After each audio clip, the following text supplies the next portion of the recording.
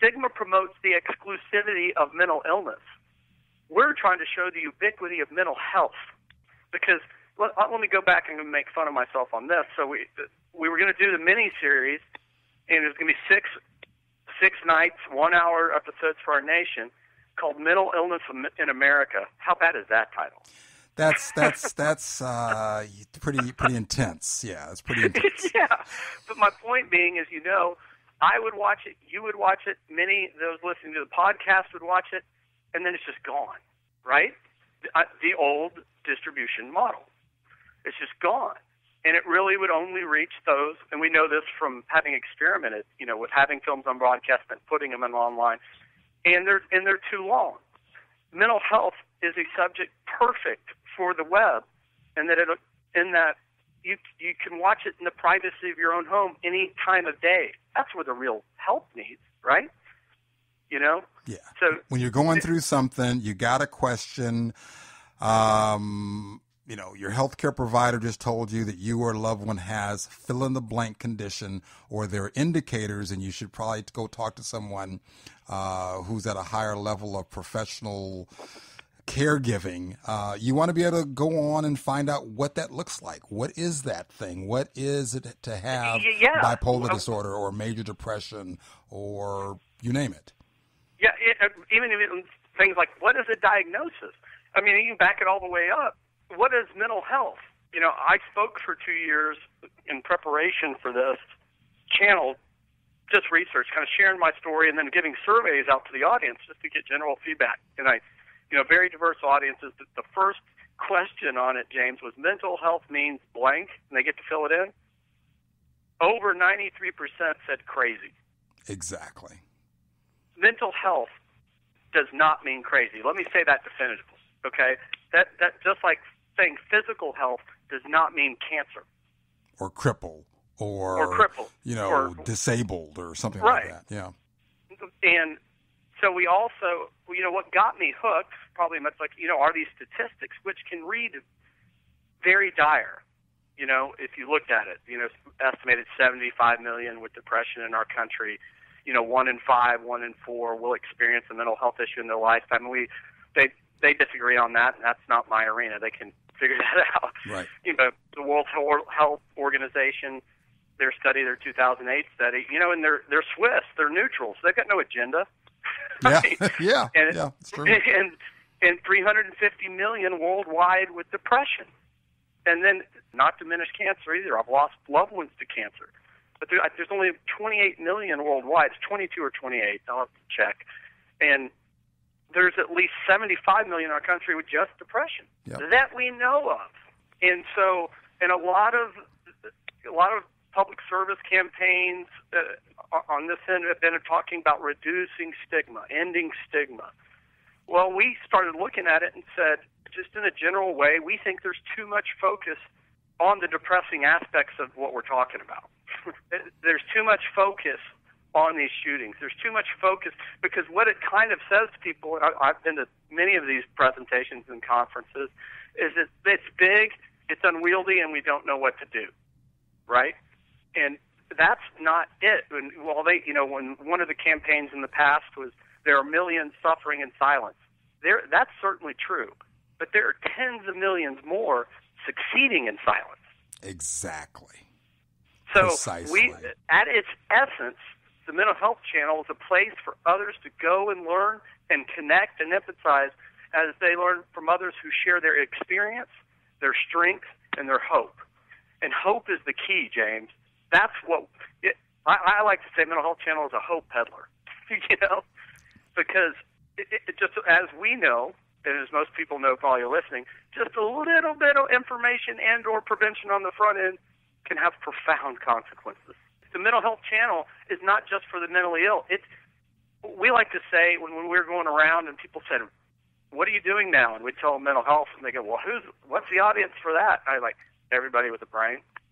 I'm so glad you said that, because that is really with a brain. That is the key and the drum that I try to beat as often as I possibly can, and what you're doing so very well, and that is the idea that, look, it's just like, even though you don't say this directly, the idea is that if you've got a body, you got to be thinking about your physical health. You got to get your checkups. You got to know what you're looking at. When things happen to you, you have to know which way to turn, left, right, straight forward, back up, sit down. You got to know how to address it.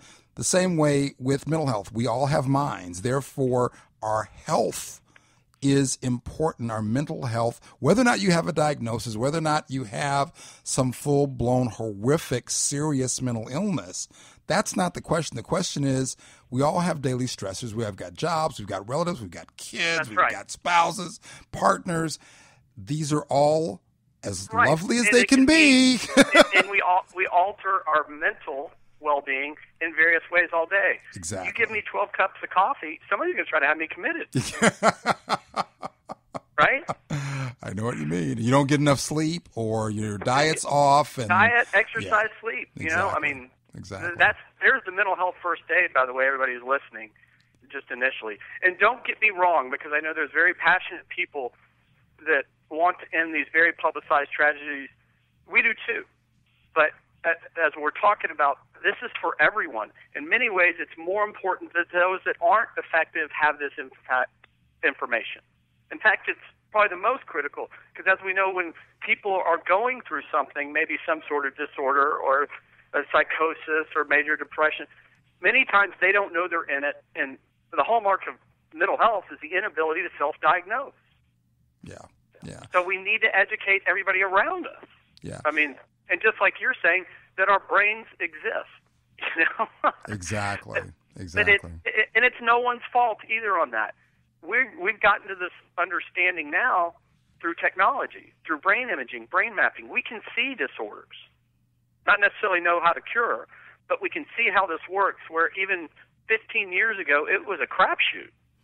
And invisible, and the invisibility aspect of it, the fact that you couldn't see the tumor or the broken limb or, you know, the cancer, if you will, or whatever the malady was, made it all that more difficult for people who weren't severely affected or wouldn't admit that they were affected. That's right. To really believe it, right? And I'm a history buff too. I mean, but you know, it's kind of the very fabric that has made our country such an amazing place. Is the rugged individualism, the self-determination, the kind of pick yourself up by your bootstraps, the American mentality, sure, right? That don't quit at all costs, keep going, power through, all that stuff that makes us a wreck right now. Right, but it's but the flip side is it creates a barrier to entry of an acceptance of somebody might be not right. They just didn't know what to do. Yeah. And so a lot of it is, as you know, this is an incredible time for mental health. This is an incredible time for neuroscience. We know more about our known universe than we know about our brain. This is where it's going, but I'm getting off track. No, it's exactly on track, and I really appreciate, giving that broad vision, because I think it's important for people to be able to place this issue, your channel, the Mental Health Channel, what people are doing in this space in the broader context of its importance, and that is, it's even more important in a lot of ways for individuals who are not directly affected themselves or a close family member to have an understanding, so there's a context for when it does happen to someone that they know or love who are close to. They kind of have some place to put that and not just be afraid of it and therefore dismiss it or miss the opportunity to intervene. Right. And we're trying to get America to understand, or not even get them to understand. We're just showing them. We're letting people share that. You know what I mean? That better mental health is better for everyone, not just the mentally ill. I mean, it's for the productivity of our country. It's for our teachers in the classroom. Give us your parting comments, closing remarks about the future of the Mental Health Channel, the growth, the direction, what's next, and where are you going?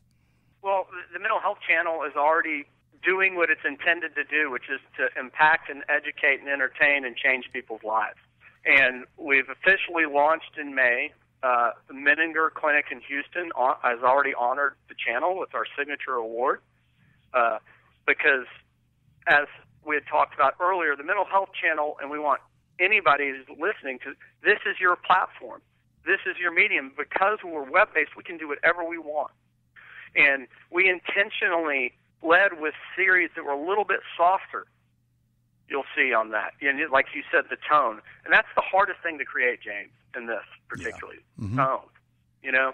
But because of the flexibility we have with the channel, we're working right now with PBS to create a policy, social issue-based series, which is going to be more the hard-hitting, the economics, the jails. The stuff that the statistics that we didn't want to lead with, but they're very important. We created a course at the University of Texas in Austin called Documentary Production for the Web for Mental Health. We created a dedicated mental health production class. That's wonderful. You've got to replicate that. You got to take that throughout the country. There should be immediately scalable. Yeah, I mean, so we've had two semesters. It's sold out quicker than any other course on campus. It was interdepartmental, so everybody loves it. But what we're also doing is introducing a major issue at a national institution of learning, right?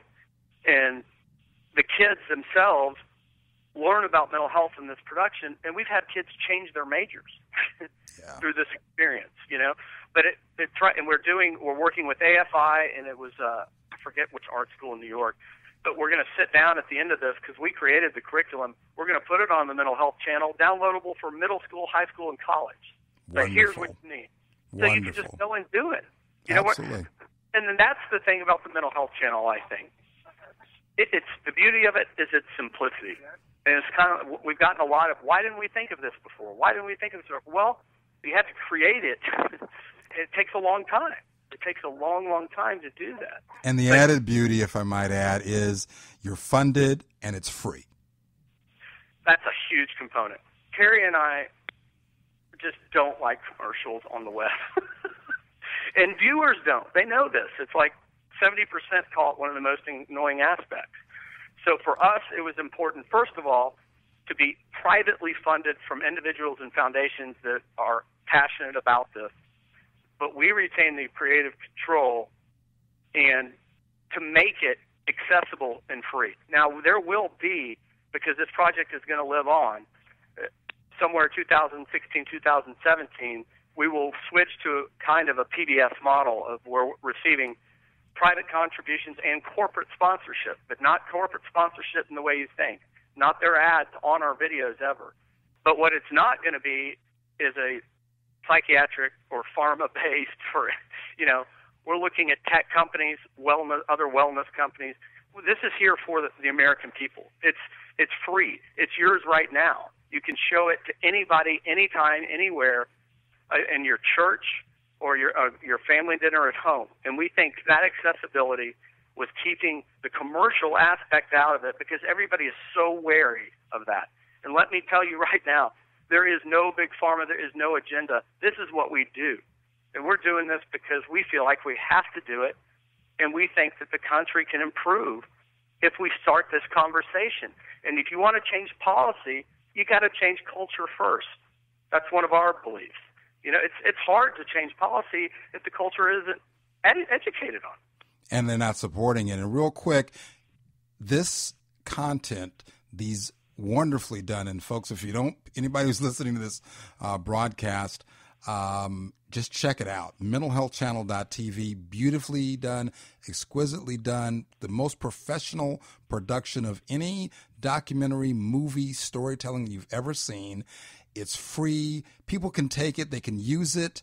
They don't have to pay anything, no royalties. And give a sense of, in just the few minutes we have remaining, some of, and I know it's hard, it's like picking your favorite child, but give us some of the ones that, just come to mind that stand out in your mind, just as we're talking right now. I know. Okay. You got it set up. And also, this is another. How about this? Give us a sampling of what's on the channel. Okay. Well. Did you like the way I did that? Pretty good, huh? Did you like that? I like that. I can see the prosecutor in you. I do words, man. That's what I do. the Mental Health Channel became an online channel and went in the exact opposite way